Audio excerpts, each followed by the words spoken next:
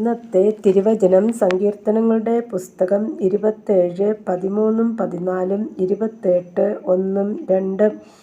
ഞാൻ ജീവനുള്ളവരുടെ ദേശത്ത് യഹോവയുടെ നന്മ കാണുമെന്ന് വിശ്വസിച്ചില്ലെങ്കിൽ കഷ്ടം.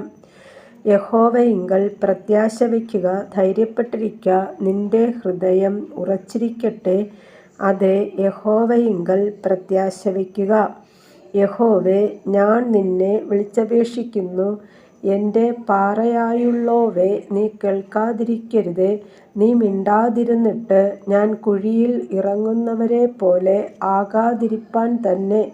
ഞാൻ എൻ്റെ കൈകളെ വിശുദ്ധാന്തർമ്മന്ദിരത്തിങ്കലേക്കുയർത്തി നിന്നോട് നിലവിളിക്കുമ്പോൾ എൻ്റെ യാചനകളുടെ ശബ്ദം കേൾക്കണമേ. യേശു കർത്താവേ, അങ്ങയുടെ നാമം മഹത്വപ്പെടട്ടെ. ആമേൻ.